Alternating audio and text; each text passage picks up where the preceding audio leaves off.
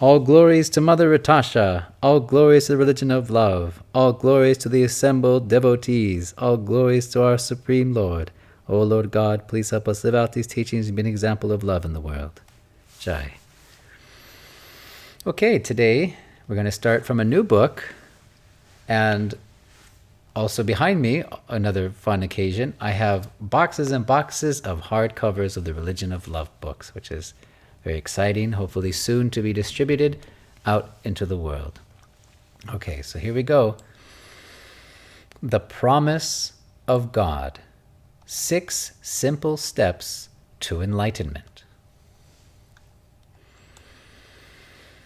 No one can teach you to be spiritual, for spiritual is what you are. We can only remind each other by love of what we have forgotten. At the eastern edge of the Western world, in an ancient castle, the elite from the surrounding cities came to hear the Master, the one the people call the Angel of Bengal. And a guest asked of her to tell us of our times, and she beginning. In this the age of iron, a time of quarrel and hypocrisy, it will be, and we will see, the earth move under the ocean, so that a wall of water shall rise up out of the sea and fall upon the land. And a city will be destroyed, and the people perish. What was once solid shall become liquid. What was warm shall be cold. Idolatry will replace religion, for instead of God, the world will worship wealth. And a skeptic said, "You speak of God, but I find it difficult to believe in the existence of someone or something that cannot be seen." And to him said she, "If you doubt the existence of God, step outside and see. For who but God can place the planets in their orbits, hang the stars upon the skies, can paint the colors on the flowers, create time with its minutes and its hours? Sugar stirred into water also cannot be seen," said she. "Only in the tasting is the truth revealed."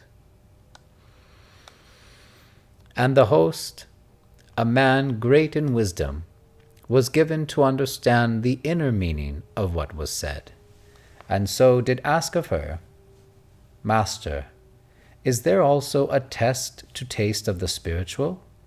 For I have made the meeting with God the supreme goal of my life, as have all others here." Then did the Master tell of the promise of God, saying, "And one will come among you, a messenger and a guide, whom God sends to serve those on this path, that in doing this, the 6 steps to God, your desire to be again with God shall be fulfilled." Okay, let's hear a little commentary. So right off the bat, this teaching, no one can teach you to be spiritual, for spiritual is what you are. We can only remind each other by love of what we have forgotten, is being repeated. This is mentioned elsewhere in the book as well. Right? People say, I'm not really that spiritual, or oh, those folks ain't spiritual. I want to be around more spiritual people, for example. And we're talking about, of course, one's interests, right? But spiritual is what we are. Remember, we're not these bodies. We're eternal spirit souls. We are the spirit soul within the body. That's who we actually are. And that's what we have forgotten. Mother Natasha also says in the Religion of Love book spirituality is like health. Everyone enjoys health. Or everyone has health. Some enjoy good health, some suffer bad health. The same with spirituality. We're all spiritual, though we may experience more, perhaps, in our consciousness, this knowledge realized within our heart, or we may be more covered over, more ignorant, more forgetful of this eternal truth. But we're all eternal spirit beings, eternal lovers of God. And we remind each other of this reality by love. And again, love isn't good feelings. No. Love is the eternal, ecstatic, spiritual. To speak of love is to speak of God. So we remind each other by love, by spiritual knowledge, by devotional service, by good association in a life of devotion. This is how we remind each other of what we have forgotten. And at the eastern edge of the western world, in an ancient castle, the elite from the surrounding cities came to hear the master, the one that people call the Angel of Bengal. And a guest asked of her to tell us of our times. All right, tell us about the times we live in. In this, the age of iron, a time of quarrel and hypocrisy. Now, you've heard me mention before that in the scriptures, the universe is described as experiencing 4 cycles, or yugas, or eras, predominated by degrees of our consciousness, how closer to or far from we are to truth, how more ignorant we are influenced by. And this is the Iron Age, or Kali Yuga. There's 4, Satya, the Golden Age, Treta, the Silver Age, Dvapara, the Copper or the Bronze Age, and Kali, the Iron Age, and also known as the age of quarrel and hypocrisy. Quarrel, lots of fighting over nothing, fighting over nonsense, and hypocrisy, saying one thing, doing another, duplicity, falsehoods, misleaders, blind leading the blind. This is what we see a lot in this world, do we not? A lot of quarreling, a lot of hypocrisy. Age of iron, violence, bloodshed. She says, and it will be, and we will see the earth move under the ocean, so that a wall of water shall rise up out of the sea and fall upon the land, and a city will be destroyed, and the people perish. What was once solid shall become liquid, what was warm shall be cold. Earlier in this century, I believe it was 2004, 2008, I forget, there was that big tsunami. You guys remember that? A huge tsunami that devastated cities in Indonesia, Thailand, and other countries. Unprecedented destruction. And another big tsunami the following decade. And we might even see some more of these huge natural disasters, as she's prophesizing here.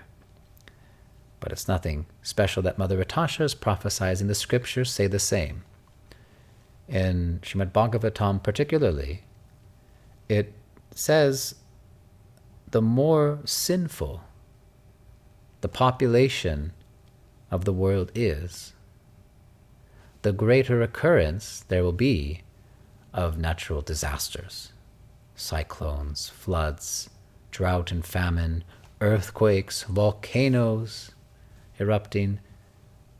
These are a direct result of collective sinful activities of the people on the earth. And the greater the sins of the people, the more irregularities, why can't I say that word? Irregularities? I can't. That very irregular weather and anomalies we're experiencing a lot more. I'm sure you all experience it. Seasons where it's supposed to be raining, now it's dry. Temperatures rising when it should be cooler this time of year, etc. Location of rainfall changing. It's not as predictable and dependable as it once was, the weather. Things are getting a little more haywire, and each year seems to get a little more and more out of sync with nature's natural rhythm. And we're seeing huge fires. Oh my gosh, California, Canada, Australia. We've seen huge forest fires, wildfires that, unprecedented, covering massive swaths of land just destroyed by fire. And also food shortages here and there. My goodness, there's so many disasters and very unpleasant situations created by nature. And the scriptures say that's on us. It said in more peaceful ages, like in Satya Yuga, the golden age, for example, there was plenty of consistent rainfall. There wasn't so much natural disasters. I mean, the only time they mention calamitous natural disasters in the golden age is when a great demon takes birth, and there's all these wicked omens that take birth. But that's just a singular event here and there, but not like how it is nowadays, where now we're getting a lot of crazy things in the weather. A Native American friend of mine, an elder, he said that Mother Earth is suffering, and she's got her head down crying, and eventually she raises her head and she screams. So, which is not too far off from what the Bhagavatam is saying, how the earth is being burdened by all the sinful activities of the people upon her. And it doesn't seem like it's getting much better. After all, Kali Yuga is predicted to last for a long time, and people seem to be getting more and more degraded, more immoral, more unethical, more vice is being commonplace. Therefore, you can expect to see much more disasters and more irregular weather. Irregularities. There it is. I couldn't say it earlier. So, now this could be actually mitigated or balanced out if people at large would engage in devotional service, purifying spiritual activities, which burns up these karmic reactions, purify, sanctify this earth that we're on, mainly through chanting the holy names. And I'll tell you a story. There was a typhoid epidemic that swept through Calcutta around the year 1900 or so. And it was really bad. People were dying left and right. Children mortality rates were skyrocketing. It was very, very bleak. And all these devotional organizations and groups got together, devotees, and organized a massive Sankirtan party, which means basically a conga line of devotees chanting the holy names, you can say. Everyone all going around the entire city of Calcutta in a massive party of people chanting loudly the holy names of God. And they did that all around the town. And the epidemic actually stopped. I'm not even joking. So maybe one could say, well, just a coincidence, maybe. But sometimes the greatest scientists are the devotees of God, because they have knowledge of the supreme science of Godhead. So, okay, continuing on.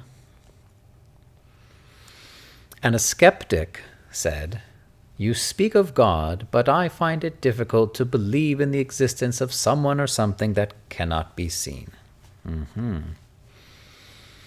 It's good to be skeptical. Skepticism is a sign of intelligence. Mother Tasha taught this, her master taught this. It's a sign of intelligence. We're not blind followers. We need to know with certainty what's what, right? And that's fine. But you also have to have a little bit of faith as well if you're going to be successful in spiritual life. Now, the skeptic may not be very religious or very faithful, but he might truly believe that if I can't see it, then it doesn't exist, right? And I've actually heard a few people say that. Older people say, if I don't see it, it doesn't exist. Well, just because you've never seen the planet Pluto doesn't mean it doesn't exist, or just because you can't see a bacteria with the naked eye doesn't mean it doesn't exist. And they might say, oh, well, we know there's proof of that. We have instruments, we have microscopes, etc., right? So there's proof of that. Well, yes. And there is proof of the existence of God and of all the spiritual knowledge. There is proof. Guru Sadhu Sastra. Knowledge that is corroborated in 3 sources: by the spiritual masters, taught in disciplic succession, by the revealed scriptures, and by the holy saints and sadhus. Who all agree on the same thing. And not only that, they lived the teachings. Their qualities that they manifest in themselves. The love, the purity, the simplicity of mind. All of these wonderful qualities of the saintly, holy people that we know of history. That is also living proof that if you live this life, you take these teachings given by God to heart and follow them, then you will experience them for yourself. And we'll get to that. And she says, if you doubt the existence of God, step outside and see. For who but God can place the planets in their orbits, hang the stars upon the skies, paint the colors on the flowers, create time with its minutes and its hours? Okay, let's break down each one of these. Who but God can place the planets in their orbits? These massive bodies floating around in space, in their orbits, perfectly predictable with astrological calculations on where they're going to be in the universe. And, it's quite incredible. These massive celestial bodies, planets and stars, etc. Who do you think's, making all that just float in the space like that, right? Well, funny enough, in the Srimad Bhagavatam again, the Lord God himself says, I am the one who keeps all the planets in their orbits. Not only that, he says, I am who keeps the electrons and the protons and neutrons together within the atom. It actually says that in the Bhagavatam. The atom, atomic particles, are known in the scriptures long before scientists, theorize the existence of atoms, right? And then eventually prove their theories through their instruments, right? I mentioned before, in Europe, they have that CERN laboratory, that's giant underground circular laboratory where they're trying to collide atoms at close to the speed of light to simulate the Big Bang, the creation of the universe, right? To understand what is the glue that holds the universe together, since, as we know from science, that an atom is primarily empty space. And little electrons flying around, little neutron with a little nucleus with neutrons and protons in the center, but it's empty space. So technically speaking, everything in existence is, on an atomic level, is about 99.99999 empty space. So what's holding it all together? So they're looking for what they call the Higgs boson theoretical particle, or dubbed the God particle. So the scientists are trying to prove what's keeping the atoms together, but scriptures are already saying it. It's God, not the God particle. God is holding it all together. And comment more on this Big Bang theory. And you may be familiar with this theory, and it's a theory, an unproven theory, that once, billions of years ago, before there was nothing, and all of a sudden, boom, some explosion happened, and then bam, life and activity and action and things are happening now, right? Creation. of the cosmos. Well, you know who didn't give much weight at all to that theory? The most celebrated of all scientists, Albert Einstein. He didn't care for that theory at all, and he was very much opposed to the Big Bang Theory.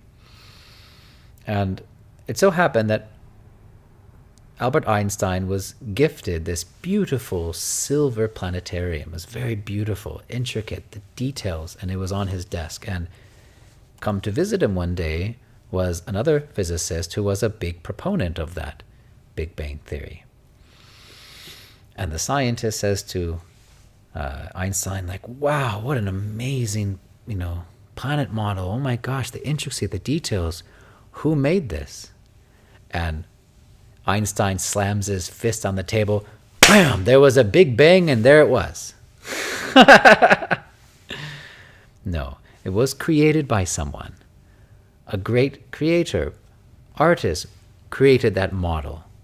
And who are we to not think that there isn't a creator of all the cosmos, the planets, the nebulas, all this amazing world that we experience and see and perceive? There is a creator behind all that. It isn't just random chance, which is a godless atheistic theory, really. That's unproven.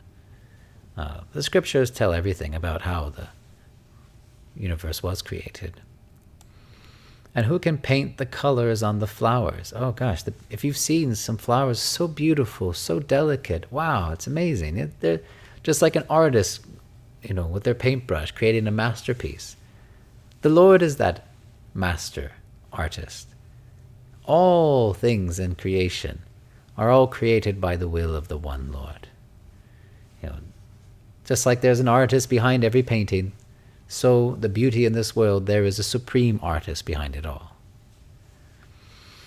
And who but God can create time with its minutes and its hours? Time. You've heard the expression Father Time, Mother Earth and Father Time. Well, Father Time, in reality, would be the Supreme Father, God. For time, which is a material construct in this world, is under his supreme control. So all these movies and science fiction about time travel, well, that's nonsense. They will never harness the power of controlling time, for that is within the Lord's jurisdiction, not ours.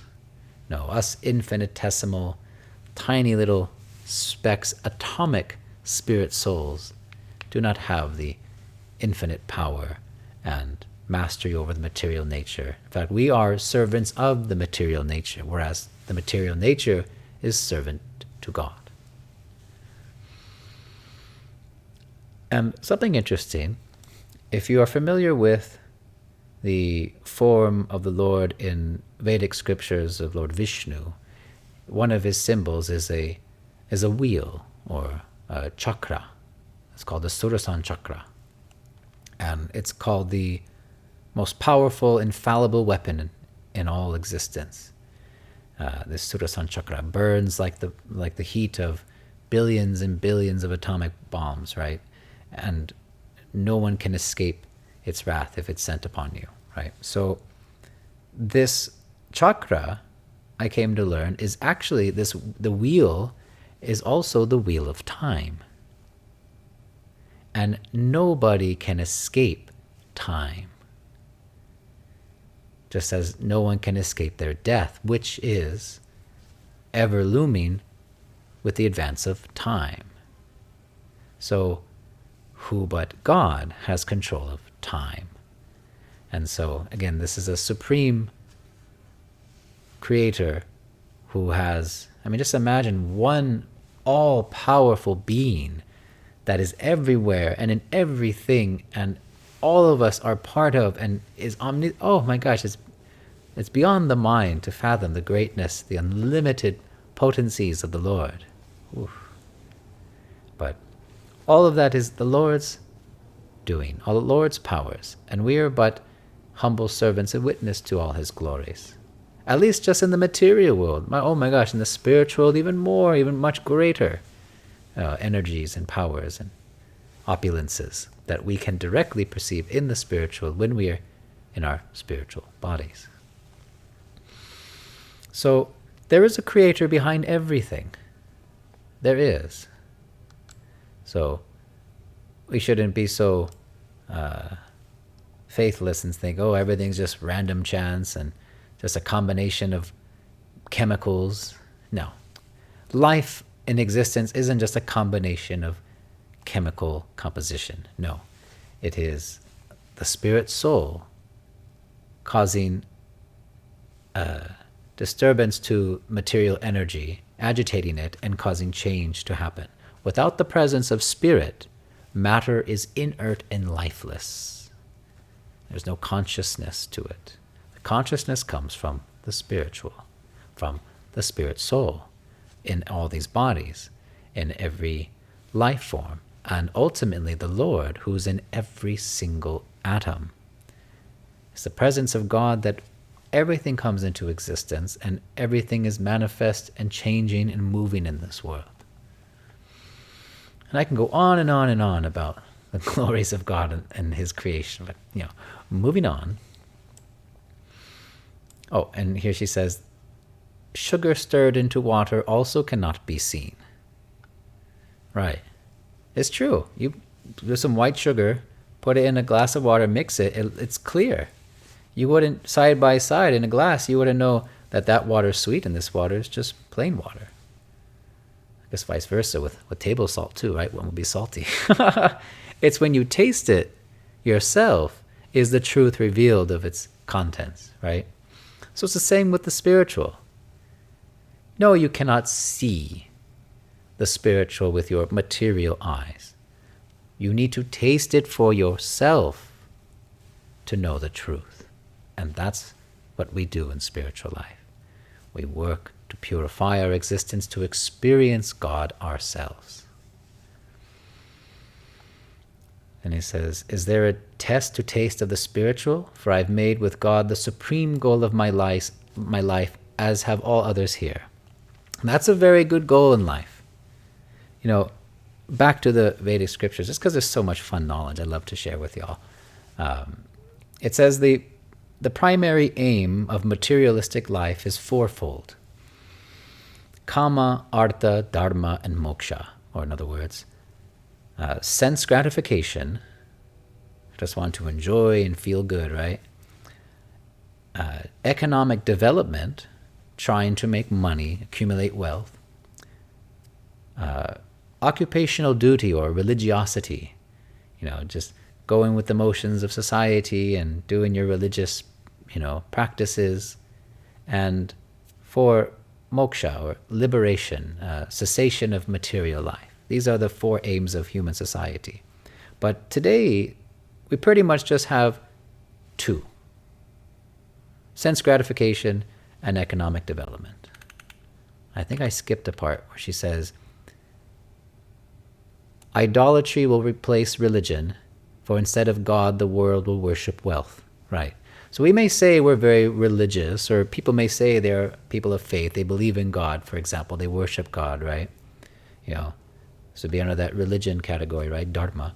But in actuality, by practical action, they are more focused, we are more focused on our own selves. For where does the majority of our work go towards? Where does all of our big energy output and time put towards? Is it put towards serving the Lord and pleasing his senses? Or is it mostly going towards making a living, earning your bread, accumulating money, right? That's pretty much the aim of everybody, right? And most people who do go to spiritual or holy religious services, for example, is for material benefit. They're praying for material things. They're praying for things for themselves to enjoy. They're praying for what can I get? What can I do for me? Lord, give me this. Lord, give me that. Lord, help me with this. Lord, help that. All to do with this world. And that's why religiosity or occupational duties, dharma, is part of the four aims of material life. It's not considered spiritual. It's considered part of the worldliness of this world. The worldliness of this world, right? And that last one, moksha, trying to be liberated from material existence, nirvana, cessation of material desire as well. No. So practically this whole world is just focused on money. This is the idols we worship. And I know in the scriptures, it's talking about false idols, graven images. That's why the Lord says, "Thou shalt have no God before me." But you may believe in one God, but we're still idolaters if most of our love, attention, and desire is for money. The almighty dollar, right? So, this man who said he's made meeting with God his supreme goal in life, now that's a proper goal. Now that is beyond those four aims of material life. Even moksha, liberation from material desires, is still also in the material realm, because it's for self-satisfaction if it's not tied with devotional service. Someone wanting to merge within the absolute truth, to become one with the universe, for example, right? Just so that they can experience some modicum illusion of I am one, I am part of the universe, I am the one entity, I am God, this.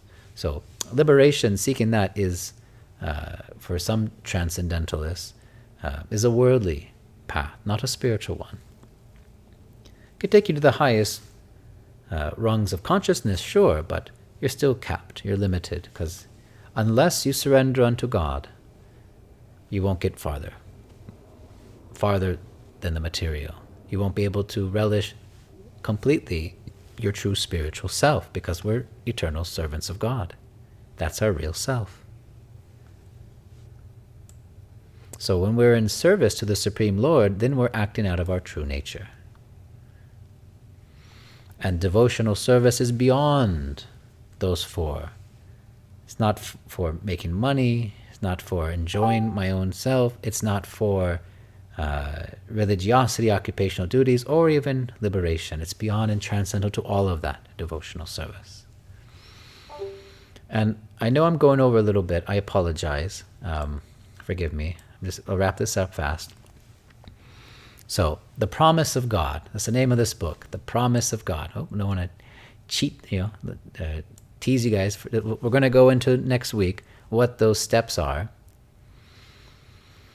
She says, the promise of God is that one will come among you, a messenger and a guide whom God sends to serve those on this path. So when your desire is strong enough for the Lord, remember the 3 signs of wisdom, realizing the harsh realities of this world, that it's a place of suffering, then realizing the pursuit of knowledge of the absolute truth, and how important that is, and then 3, in meeting with the spiritual master, whom God sends as a messenger and a guide unto you to serve you on this path, comes to serve, not to be served. And they give good guidance, instructions, as given by God, passed down in disciplic succession, simple steps that if you follow them with all your heart, your desire to be again with God shall be fulfilled. God promises this. If you do it, you'll be again with God now and forever in love. So we'll wait till next week. We'll jump into those. So again, apologize. I went a little over.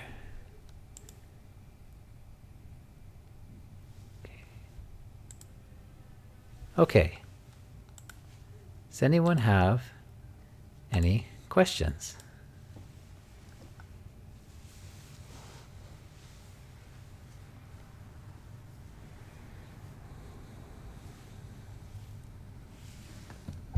There are some proofs that you can travel in time to the future, and it's already been proven by astronauts in the ISS, International Space Station, where they actually age a little bit less than what we do on the Earth.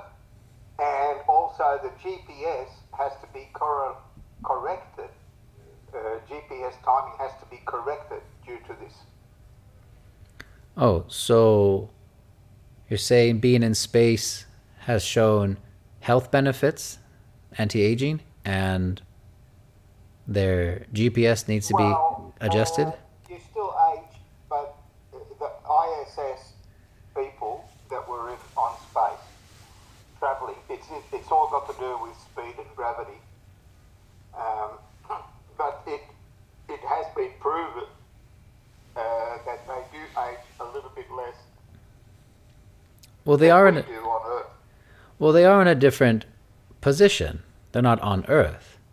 And the scriptures do say that in different realms within this universe, time does move differently.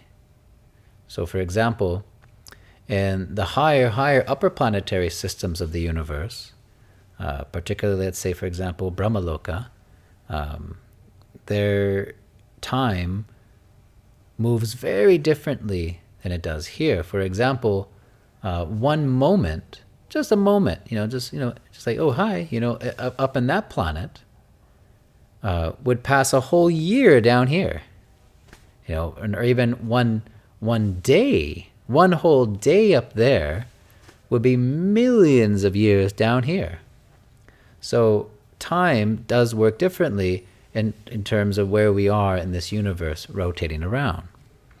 So that is true. So if the astronauts are experiencing time a little differently than Earth, then that also is in accord with the scripture, since technically they are a little above Earth, technically. So there might be a little smidgen off with their GPS or their clocks, since they're not technically on Earth's time 100%. Oh, that's fair enough. But it's just as you said, that it's only God's Oh yeah. doing traveling time. But like I said, it's been proven humanly possible to travel into the future. Traveling in reverse is a paradox, and at the moment the theory is there, but no way of working it out. But traveling into the future, theoretically, if the ISS was going a lot faster, they would go a lot quicker into the future than what they did. Okay. Well, it seems on a very microscopic scale, they're only proving that what the scriptures say, how time works at different speeds in different positions of the universe, which is pretty neat. As far as, and then again, the law of that is, of course, ordained by God. And the anti-aging effect of being in space, well, I heard drinking a lot of organic fruit and vegetable juices will also anti-age you.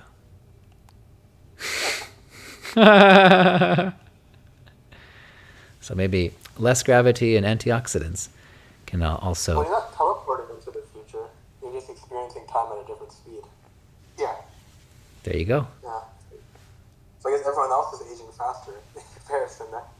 Yeah, compared to what the people in space. And theoretically, like I said, if they went a lot faster, the difference would be a lot bigger. Like Interstellar, if you've seen that movie. Yeah. It is a nice story from the Srimad Bhagavatam as well. It might also be in Mahabharat. There was this great king whose daughter was very beautiful, and she was very much fixed on her desire of marrying the strongest person in the world. The absolute strongest person. I want to marry the strongest husband ever, right? And the king found no suitable match for his daughter, and so this is in Satya Yuga, because it's long time ago when interplanetary travel was more possible with qualified means, Vimans, they could travel through space, other planets, by powers of mantra. It's pretty neat. Can't do that in this day and age. No, it doesn't work in Kali Yuga. But in Satya Yuga, they could, and the king, this great righteous king, takes his daughter all the way to the Brahmaloka, I just mentioned before, right? And they go to meet with Brahma so that he can submit his plea to help fulfill his desire of matching his daughter with the strongest personality.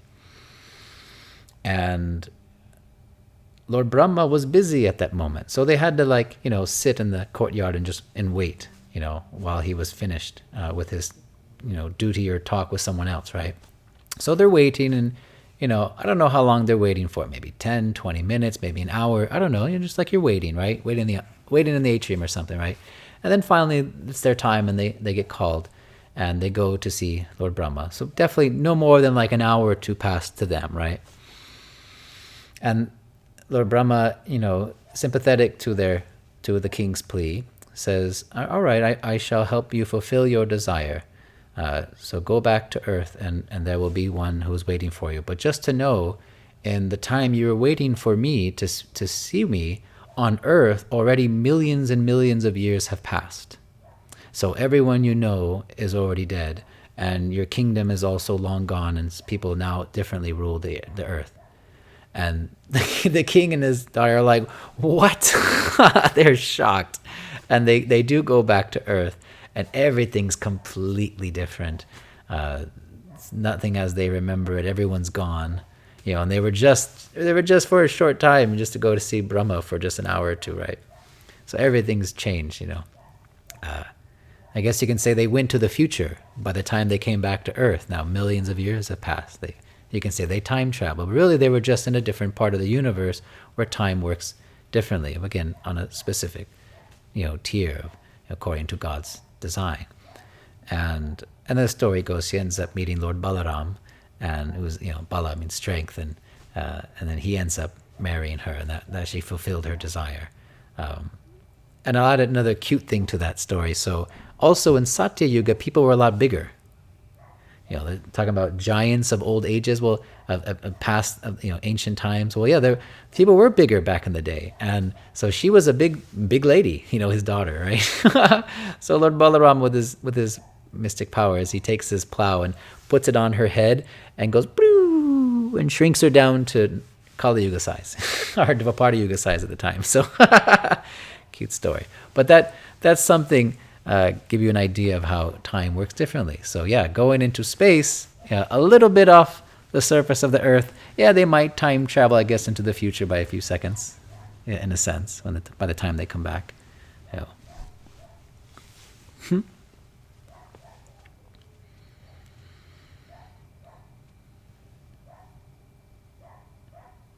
Any other comments or questions, perchance? It's a cool story. It describes time dilation, like they do in physics. Yeah. The reason I love the Vedic scriptures is because they're very scientific. They actually are. I mean, I'm a very practical guy. When I want to know something, I want to know how things work, for example, and these great advanced scriptures, they do explain things very scientifically, like no-brainer, it makes perfect sense. But of course, to understand that knowledge, to actually even comprehend it, let alone hear it, you have to be engaged in devotional service, surrender unto God. So if you want to know the supreme science of God and his creation of this world, well, you have to be a surrendered soul unto God in order to even hear this knowledge with the heart, because spiritual knowledge is not heard with the mind or the ears, but with the heart. And it's only by God's mercy that we can even hear this knowledge. And I guess by Mother Natasha and the Lord, they've been very, very merciful unto me, because I've been absorbing this knowledge like a sponge, and I love it all. I love reading the scriptures. We have big, big studies up ahead of us. Oh my gosh, my wife and I have been reading so much. and so much more to read. Meet and I were discussing the other day about all the wonderful transcendental books that we've been acquiring and studying, much of which no one's ever even heard of, except for a few, circles here and there of devotees. I mean, even Srimad Bhagavatam. Who's heard of the Srimad Bhagavatam? Maybe some people in the West have heard of the Bhagavad Gita, but not the Bhagavatam, which is the summum bonum of all Vedic scriptures. It's the natural commentary on all Vedic knowledge by the self-author of all of the Vedas, Srila Vyasadeva, who compiled Bhagavad Gita, Mahabharata as well. And it was the last scripture that he compiled, Srimad Bhagavatam, just before age of Kali. So it's meant for this age. It's meant just for us. Kind of our cliff notes of the entire library of Vedic wisdom. And all centered around, of course, the transcendental loving service of God and love of God as the highest aim of life. And Srimad Bhagavatam means the supreme science of Godhead. That's what it means. Supreme science. So, that's why I said before, sometimes the greatest scientists are the devotees. They know us what. They know us what.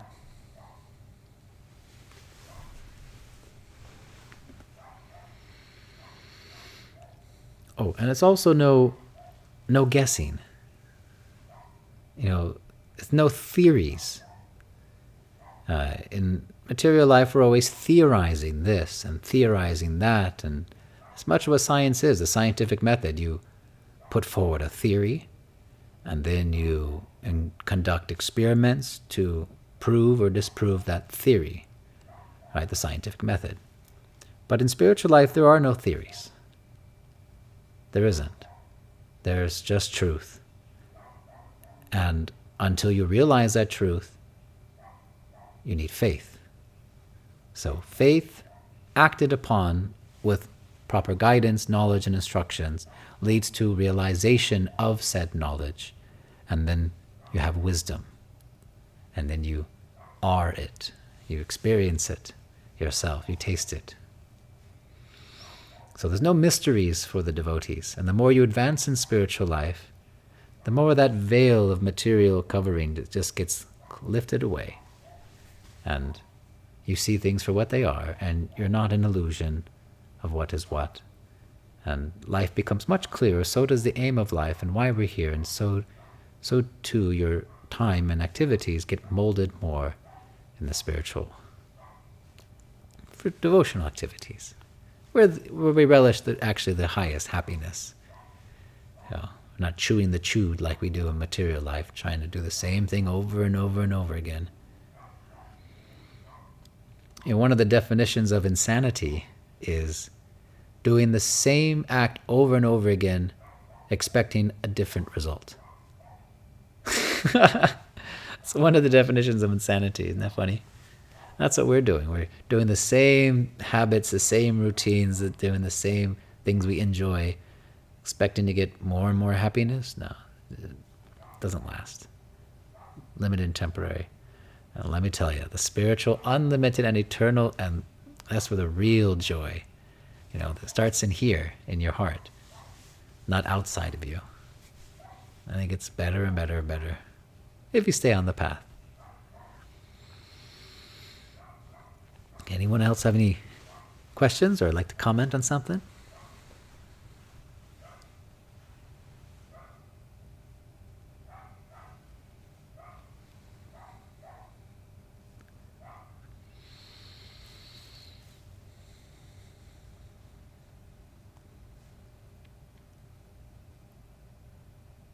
You all good?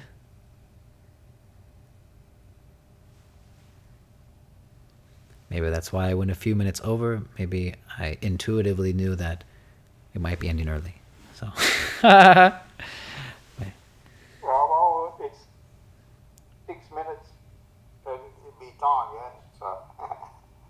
So, you were very concise. oh, well, all credit to Mother Natasha, who was far more concise than I. What I explained to you in so many words, she would put far more concisely than I ever could. So I would prattle on and on and on to explain the same thing. Mother Tasha be 1-2 sentence done. And then you're just left there quiet pondering it. But says the same thing. So I guess that's my still immaturity in spiritual life, that I need to put a lot more effort and words into saying the same thing that Mother Natasha could say so eloquently, so succinctly. I wish she was giving class, but in a way she is. I'm just her humble servant. So anywho, I'm glad it's clear for you, brother, and looking forward to next week when we talk about what those 6 steps are. And yes, it's 6 simple steps. If you do them, you will reach enlightenment.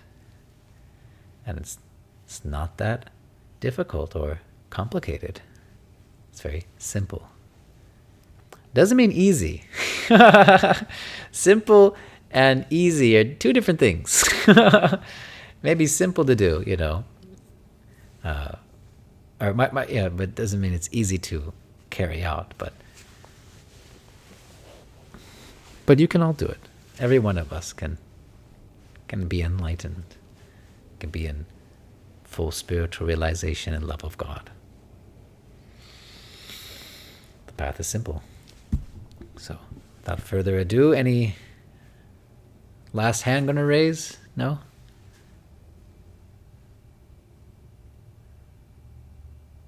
All right then. All glories to Mother Natasha, all glories to the religion of love, all glories to the assembled devotees, all glories to our Supreme Lord. Jai.